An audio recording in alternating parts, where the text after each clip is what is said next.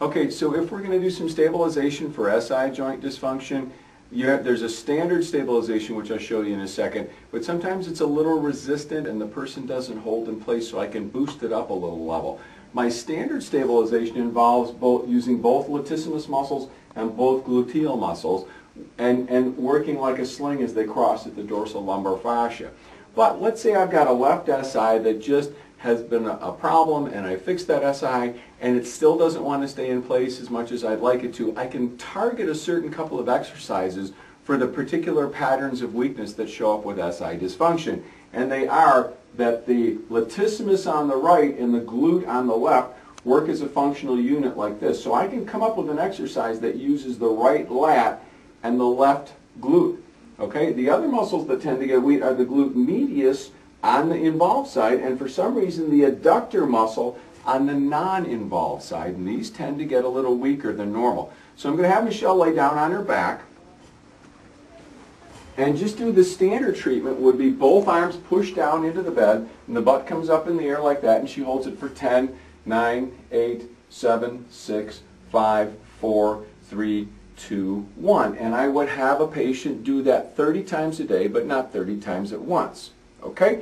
But if I want to target a little bit more on the left glute and the right lat, I'll actually have her cross this leg over. So now when she lifts, she's lifting with her left glute a little bit more. And then using her right lat, she'll actually pull the left arm out of the way so it's not being used. And she pushes down here. So now she goes up and she's using a little bit more of her left glute and a little bit more of her right lat. And she'll hold that for 10, 9, 8, 7, 6, 5, 4, 3, 2, 1, and I'll have her do it just like that 30 times a day, but again, not 30 times at once.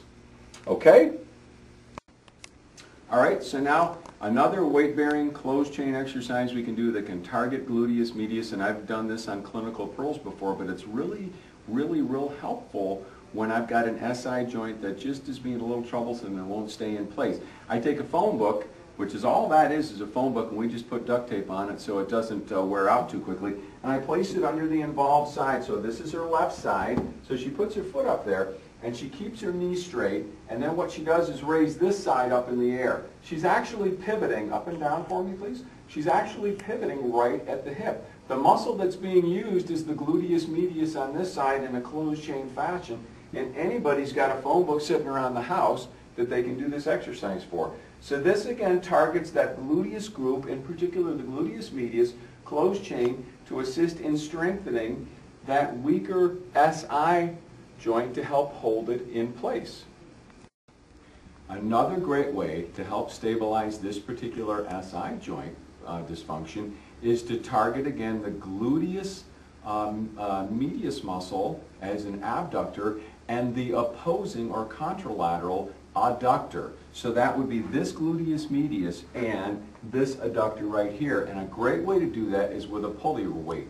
Now, we never walk sideways in our life, very rarely, and to do it with weight is even a greater strengthening exercise, but it's still very functional because it's weight bearing. So as Michelle takes a step, go ahead, she's using this gluteus medius in a concentric fashion.